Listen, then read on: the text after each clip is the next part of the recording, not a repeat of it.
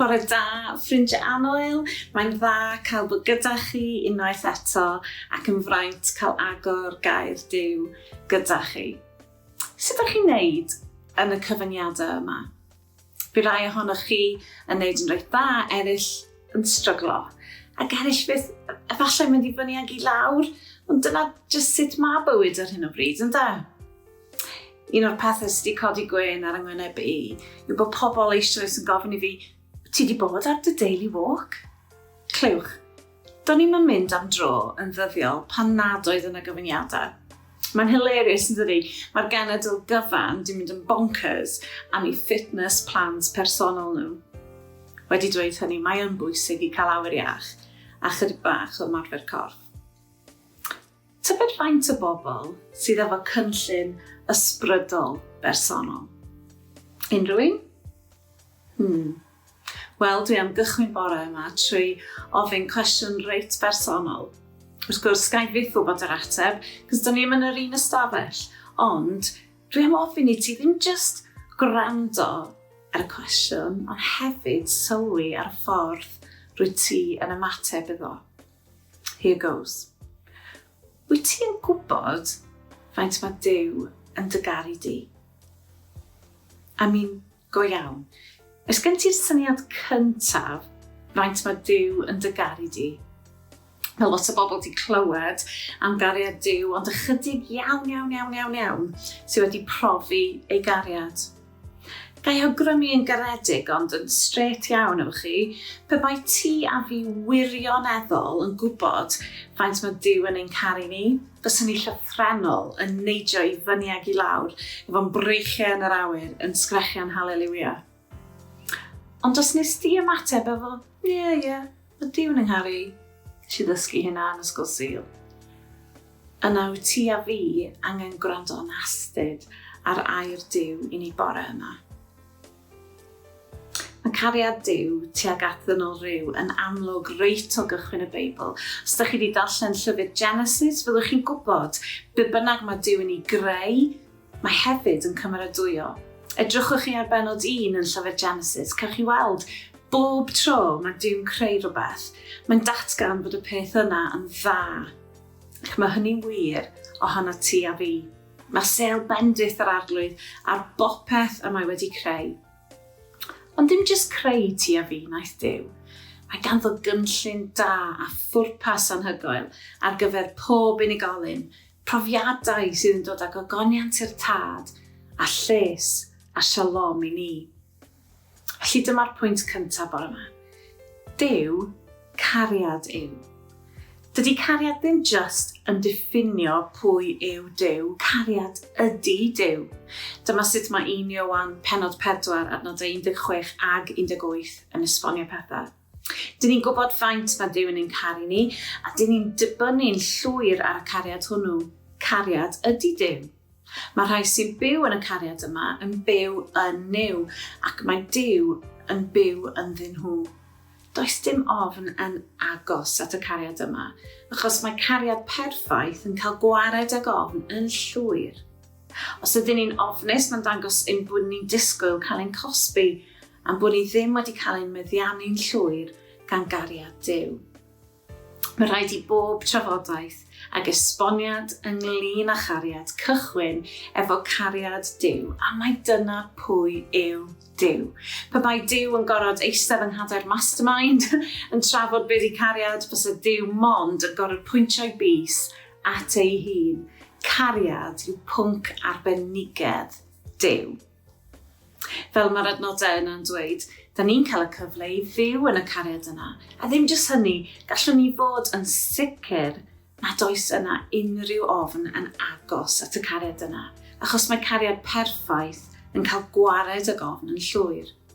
Dyn ni'n gorfod bod yn ansicr o gariad Duw, am fod cariad perffaith Duw yn ein rhyddhau ni o'n ansicrwydd. Rwy ti a fi yn bwysig i Dduw. Fe'n creuwyd ni ar gyfer cael ein caru gan y tad. Yr unig reswm bod ni bodedynol yn medru caru yn bod ni wedi cael ein creu yn elwedd Duw. Fe'n creuwyd i brofi cariad Duw ac iddo ef cael y cyfle i'n caru. gan dewch ar sut mae ffesied un yn ei rhoi di. Hyd yn oed cyn i'r byd cael ei greu, cawson ni dewis ganddo i fod mewn perthynas â'r Meseia ac i fod yn lân a difau yn ei olwg. Yn ei gariad, trefnodd Duw ymlaen llaw i ni gael ein mabwysiadu i'w deulu. Iesu y Meseia wnaeth hynny yn bosib. Roedd wrth ei fodd yn gwneud hynny. Clod i Dduw am yr heilioni anhygoel mae wedi dangos tuag ata ni, ei anreg i ni yn y mab mae'n ei garu. Mae hyn yn mind-blowing. Creodd Duw y byd fel bod e'n cael cyfle i greu bodedynol, fel bod e'n cael cyfle i garu ti a fi. Ac fe'n creuwyd gan Dduw mwyn i ni cael ein mabwysiadu i fewn i'w deulu enfawr. A clywch be mae adnod 5 yn dweud, Iesu y Meseia, wnaeth hyn yn bosib, ac roedd wrth ei fodd yn gwneud hynny. Yn drydydd, fe'n gelwyr i ddeall fod cariad Duw yn lletach, hirach, uwch ac yn ddyfnach na dim byd arall. Ffesiau 3. Dwi am i chi a phobl Dduw i gyd ddeall mor aruthrol fawr ydy cariad y Meseia.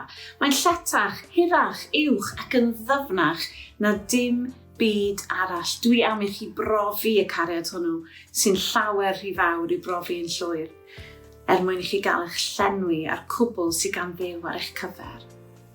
Mae ei gariad yn ddigon llydan i gyfro pob centimetr o'r ddaear. Does na'r un lle ar y blaned lle nad yw cariad Duw. Mae ei gariad yn ddigon hir i bara am byth. Rhywbeth ddigon tafladwy a dros dro yw cariad y byd yma. Ond nid felly mae cariad Duw, mae hynny yn ddiddiwedd.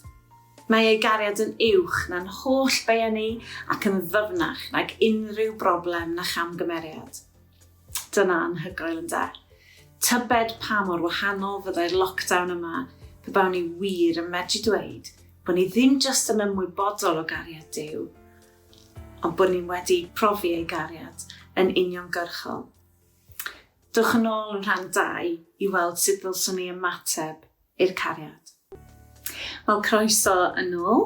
Yn y rhan cyntaf, wnaethon ni edrych ar 3 peth, sef yn gyntaf mae cariad ydy Duw, yn ail fe'n creuwyd ar gyfer cael ein caru gan Dduw, wedyn yn drydydd, fe'n gelwyr i ddeall fod cariad Duw yn lletach, hirach, uwch ac yn ddyfnach na dim byd arall. Ond yn sydyn iawn yn yr ail ran, dwi am drafod sut fedrwn ni brofi cariad Duw. Be di'r ymateb priodol i'r fath gariad? Sut fedrwn ni yn yr 11 ganrif ar 20 yma yng Nghymru profi cariad y tad tuag aton? Y gwir yw, mor aruthrol fawr yw cariad Duw, yn drist iawn nes di a fi gwahanu ein hunan wrth y cariad yma trwy benderfynu mynd ein ffordd ein hunan. Mae gan y Beibl air am hyn, sef pechod. Mae'n ffordd arall o ddweud bod ni gyd yn mess-ups ac yn doredig. Mae pob un ohonom i ryw raddau yn neud pethau'n wrong, weithiau'n fwriadol, weithiau eraill yn anfwriadol. Da ni'n dweud y pethau anghywir, gwneud y pethau anghywir, yn meddwl y pethau anghywir. Pe bai chi a fi yn medru darllen sgript meddyliau'n gilydd, dwi'n meddwl fysa'r un ohono ni yn rhy falch o'n hunan. Ond pos am eiliad. Cymaint yw cariad y tad tuag aton, fel y danfonodd Iesu Grist i'r byd i farw marwolaeth poenus a chreulon a chymryd arno ei hun holl bechodau chi a fi. Dyma Dduw sy'n mor hael yn ei drygaredd, yn anfon ei fab, Iesu, i farw yn ei lle a gwneud ffordd i'n perthynas â Duw cael ei adfer. Iesu Grist wnaeth cymryd y gosb a'r bai am bob un o'n pechodau ni. Meddyliwch am y peth. Duw ei hun yn hongian ar groes a wnaed o bren a greuwyd ganddo. Yn cael ei cywilyddio, gwawdio, poeri arno, a'i bychanu gan ddynion a merched a greuwyd ganddo. Iesu wnaeth cymryd y gosb oedd yn eiddo i ti a fi. Sôn am gariad rhyfeddol. Ond nid diwedd y gan yw honno chwaith. Do fe fi Iesu farw, ond trydiau'n ddiweddarach fe atgyfododd o'r bedd gan goncro angau marwolaeth a rhoi'r cyfle i ti a fi gychwyn o'r newydd. Fel mae Rhufeiniaid 5, adnod 8 yn dweud, dangosodd Duw i ni gymaint mewn ein caru ni drwy i'r Meseia farw droson ni pan oeddwn ni dal i bechu yn ei erbyn. Mae Duw wedi gweld pob mistake, pob pechod, popeth gwirion ac embarrassing dyn ni erioed wedi ei wneud, ac mae e dal yn ein caru ni. Felly sut mae ymateb? Sut mae sicrhau fod y berthynas yma rhwng ni a Duw wedi ei hadfer? Yn syml, trwy ddweud sori a gofyn am gyfle newydd. 1 Ioan, Pennod 1, adnod 8. Os ydyn ni'n honni yn bod ni heb bechod, dyn ni'n twyllo'n unan, a dydy'r gwir ddim yna ni. Ond os gnawn ni gyffesu ein pechodau, bydd e'n maddau ni am ein pechodau ac yn glanhau ni wrth bopeth drwg am ei fod e'n cadw i air ac yn gwneud beth sy'n iawn. Yr unig ymateb priodol i gariad Duw yw cyffesu bod ni wedi pechu yn ei erbyn a derbyn ei fyddaiant. Mae'r Beibl yn disgrifio rhywun sydd wedi ymateb i gariad Duw trwy a difarhau yn enedigaeth newydd. Meddai pan mae rhywun yn dod yn Gristion, mae wedi greu yn berson newydd. Mae'r hen drefn wedi mynd. Edrychwch, mae bywyd newydd wedi cymryd ei le. Caswn ni'n creu unwaith. Ond os da ni am berthynas efo Duw, da ni'n gorfod cael yn geni ddwywaith. Da ni gyd angen cychwyn o'r newydd. Mae cariad y tad tuag atom i'w ffeindio yn y ffaith fod Duw am berthynas efo ti a fi. Mae cariad y Duw tuag atom yn y ffaith ei bod wedi danfon ei unig fab Iesu Grist i farw ar y groes mwyn wneud hynny yn bosib. Mae cariad y tad ddim jyst ar gyfer heddiw o'r bywyd yma, mae'n dragwyddol, fydd yn para am byth. Wyt ti bore yma yn barod i ddweud sori am dy bechod a derbyn maddeuant y tad? Wyt ti'n barod bore yma i wneud penderfyniad i fyw i Iesu Grist? Dwi'n mynd i weddio, ac os ydy'r geiriau yma'n berthnasol, gai wahodd ti i ailadrodd y geiriau yn dy ben. Felly gweddio. Nefol dad, diolch dy fod ti'n fy ngharu i. Diolch fe gen ti gynlluniau da ar fy nghyfer i. Dwi'n dod ata ti bore yma i ddweud sori am fy nghechod. Maddau mi please, a golcha fi'n lan. Dwi am ail gyfle ar fywyd. Heddiw dwi'n penderfynu byw i ti.